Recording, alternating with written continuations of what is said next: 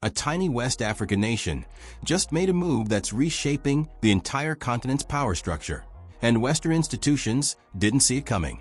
In one decisive stroke, Guinea-Bissau announced it's walking away from the regional bloc that's dominated African politics for decades, and joining a revolutionary alliance that's rewriting the rules of African independence. This decision is about far more than politics. It's about who controls Africa's future. Let's set the scene. Guinea-Bissau is not a household name. It's a small nation on West Africa's Atlantic coast, squeezed between Senegal and Guinea, with a population of just over 2 million people.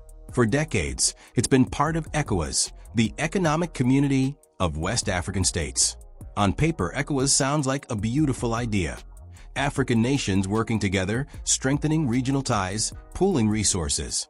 But the reality, according to Guinea-Bissau's new leadership, tells a very different story.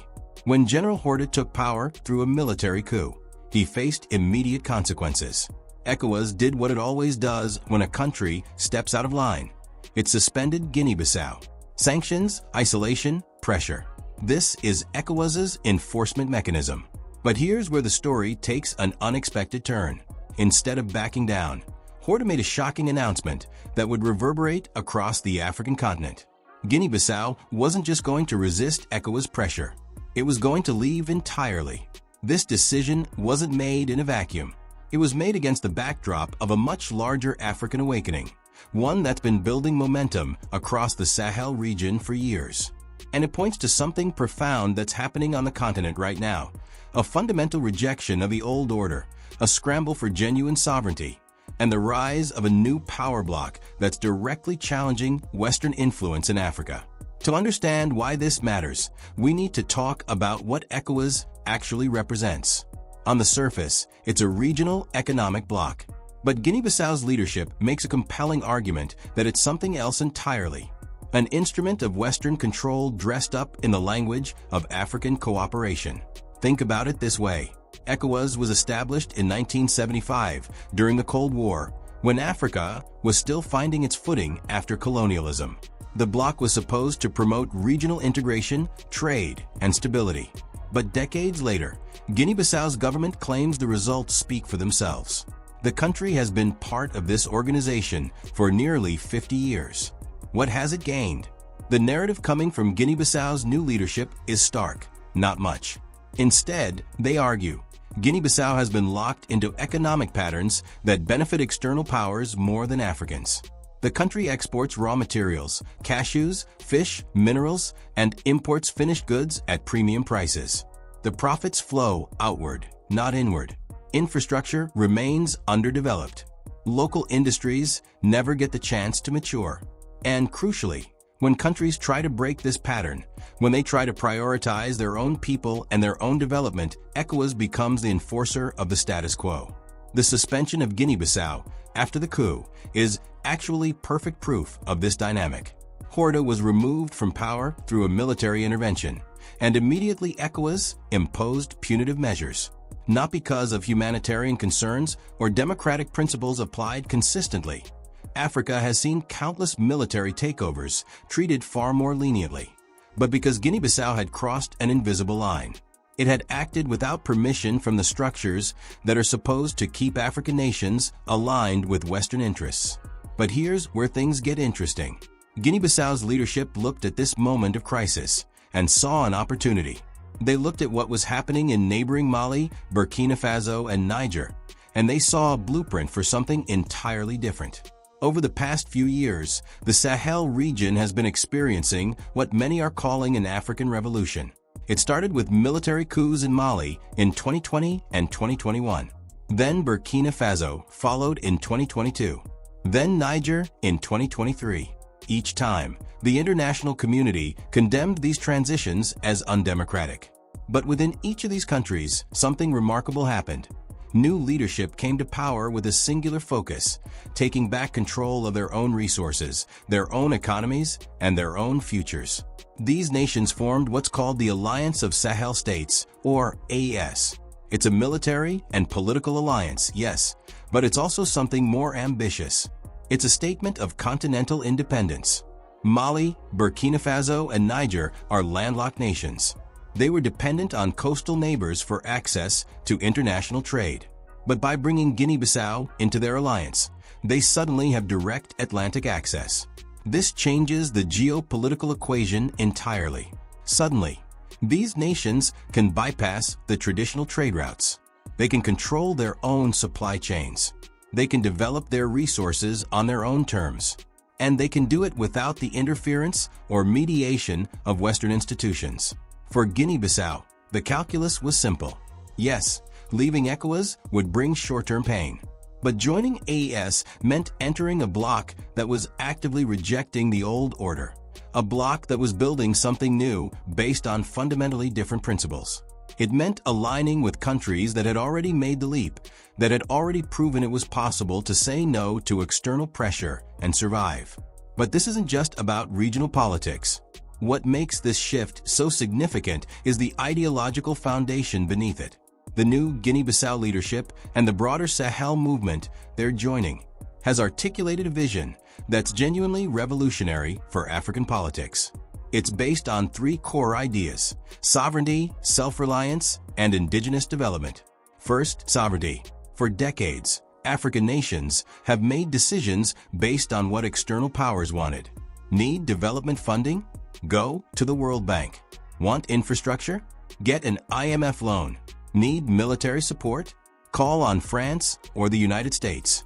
This entire system of dependencies created a web of external influence that, while not formally colonialism, functioned remarkably similarly. Decisions were made in conference rooms in Washington, Paris, and Brussels, and African nations had to implement them or face consequences. The new leadership is saying no more. Guinea-Bissau will make decisions based on what Guinea-Bissau needs, not what international institutions recommend, not what Western allies prefer, what serves the Guinean people. This is a radical statement in the context of African politics, where external pressure has been normalized for generations. Second, self-reliance. This means looking inward. It means developing domestic industries instead of exporting raw materials. And there's a concrete example of this at the heart of the Guinea-Bissau story: cashews. Cashews are one of Guinea-Bissau's primary exports. For years, the country would harvest cashews, ship them raw to other countries, particularly Vietnam and India, where they'd be processed into finished products, and then buy those finished products back at dramatically marked up prices. It's an absurd economic arrangement, yet it's been the norm across Africa for generations. The profits from processing never stayed in Guinea. The new government is changing this. They want to process cashews domestically, to build factories, train workers, develop the entire value chain within the country. This means reinvesting profits locally, creating jobs, building expertise, and keeping wealth circulating within the national economy. It's not a groundbreaking idea. Every developed nation does this. But for Guinea-Bissau, it represents a fundamental shift in economic strategy. Third, indigenous development. This means the state and military take leading roles in infrastructure projects and economic development, rather than waiting for foreign investment or international organizations to direct development. It means Guinean solutions to Guinean problems, built by Guineans. The new leadership cites Ibrahim Traoré, the leader of Burkina Faso, as an inspiration. Traoré has implemented policies focused on state-controlled resource extraction, military-led infrastructure projects, and a rejection of foreign loans. The message is clear. You don't need permission from the West to develop your country. You don't need their loans, their experts, or their institutions. You need leadership that's willing to prioritize your own people, even if it means saying no to powerful external actors. Now here's what makes Guinea-Bissau's move so significant beyond Guinea-Bissau itself. It signals something profound about Africa's geopolitical trajectory. For the first time in decades, there's a real alternative to the Western-dominated regional bloc system. ECOWAS isn't being challenged by another Western-aligned organization. It's being challenged by an African-controlled bloc that's explicitly rejecting Western influence. The timing is crucial. This is happening as Western power globally is in a state of relative decline. The United States is stretched thin managing conflicts in Europe and Asia. Europe is dealing with economic challenges and internal political divisions. Meanwhile, China and Russia have been actively cultivating relationships with African nations, offering alternative sources of investment, military support, and political backing without the moral lectures that typically accompany Western aid. Guinea-Bissau's move, then, isn't happening in isolation. It's part of a broader continental trend. Countries across Africa are looking at Mali, Burkina Faso, and Niger, seeing that these nations survived despite Western pressure, despite sanctions, despite isolation from traditional institutions, and asking themselves, why are we accepting the old arrangement? This is the real story here. It's not just that Guinea-Bissau left ECOWAS. It's that Guinea-Bissau is part of a growing movement that's reshaping Africa's regional politics entirely. ECOWAS, which has dominated West African affairs for 50 years, is weakening. The Alliance of Sahel States is rising. And with Guinea-Bissau's accession, that alliance now has something it desperately needed: a port. Think about the strategic implications. Mali, Burkina Faso, and Niger are landlocked. This has been a significant constraint on their ability to trade independently and develop economically. But Guinea-Bissau has ports. Suddenly, this entire bloc has an alternative to using Senegal's ports, to using routes controlled by other nations. They can move goods in and out of Africa entirely on their own terms. Now, it's fair to ask, is this vision realistic? Can Guinea-Bissau, a small nation with limited resources and infrastructure, really pull this off? Can cashew processing plants actually be built? Can the economy really be reorganized around domestic development? The honest answer is that it's genuinely uncertain. These are ambitious goals, and the obstacles are real. Guinea-Bissau lacks capital for major infrastructure investments. It has limited industrial expertise. Building a modern cashew processing industry from scratch is complex and expensive. But here's the crucial point. This isn't about guaranteed success. It's about trying. It's about refusing to accept the idea that small African nations can't control their own destinies. For decades, the narrative was that African nations needed external guidance, external investment, external institutions to develop. That narrative has been proven false repeatedly.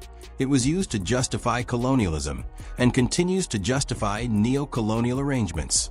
What Guinea-Bissau is doing, along with the broader Sahel movement, is rejecting that narrative entirely. Even if the path is difficult, even if some initiatives fail, the direction itself matters. The assertion of sovereignty matters. The belief that Africans can solve African problems matters. But Guinea-Bissau's move has another crucial dimension. It's destabilizing the entire regional balance in West Africa. ECOWAS was built on the premise that certain powers, particularly Nigeria and Côte d'Ivoire, would maintain regional hegemony. These nations would set the tone, and smaller nations would follow. Guinea-Bissau's withdrawal, combined with Mali, Burkina Faso, and Niger's alignment with ES, fragments that arrangement. Suddenly, there are two competing blocs with genuinely different visions for Africa's future. This creates space for other nations to reassess their own alignments. Senegal, for instance, which borders Guinea-Bissau, is watching this closely. So are Guinea, Liberia, Sierra Leone, and other West African nations. The question becomes, will ECOWAS be able to adapt?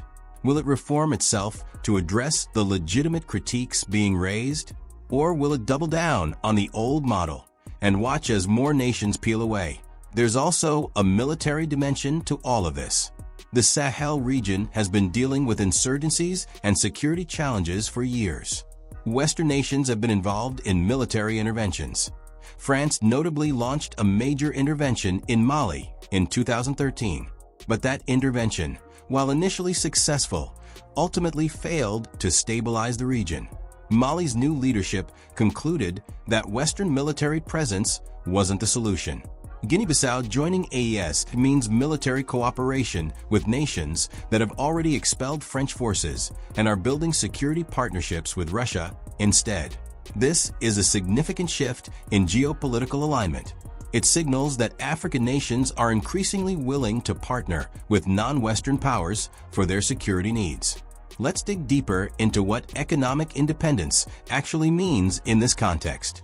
The new Guinea-Bissau government's approach is fundamentally about local control of the economy.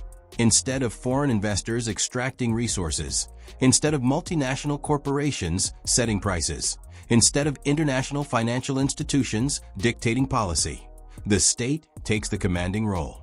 This isn't socialism in the Soviet sense, but it's also not free market capitalism in the Western sense. It's something hybrid, state-directed capitalism focused on meeting local needs first, generating local employment, and keeping profits within the economy. Cashews are the immediate focus because they're already Guinea-Bissau's primary export. But the vision extends further. The government wants to develop other industries: food processing, textiles, construction materials, all with the goal of creating a more diversified, resilient economy that isn't dependent on a single export product or vulnerable to global commodity price swings. Infrastructure development under this model becomes a patriotic project. Rather than waiting for foreign investment or international development loans that come with conditions, the state mobilizes local resources, including military capacity, to build roads, ports, power infrastructure. It's slower than foreign investment might be, but it's controlled domestically. There's also a social dimension. By insisting on domestic processing of cashews, for example, the government creates jobs for Guinean workers.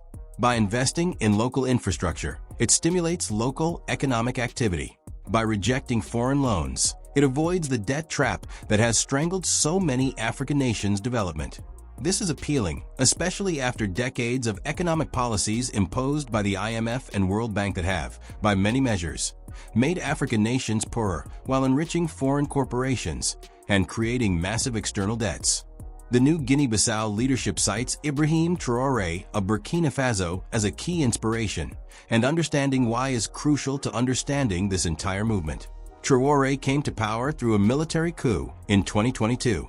He was young, nationalist, and immediately positioned himself as a champion of Burkinabe sovereignty. His first major act was expelling the French military. France had maintained a significant military presence in Burkina Faso for years, ostensibly to combat terrorism. But Traoré's government argued, and many Burkinabes agreed, that French presence was actually a form of neo-colonial control. French interests were being prioritized over Burkinabe interests. Since then, Traoré has implemented state-led development policies, focused on domestic resource control, and built closer relationships with Russia. His approval ratings, while hard to verify in a military government, appear to be quite high domestically.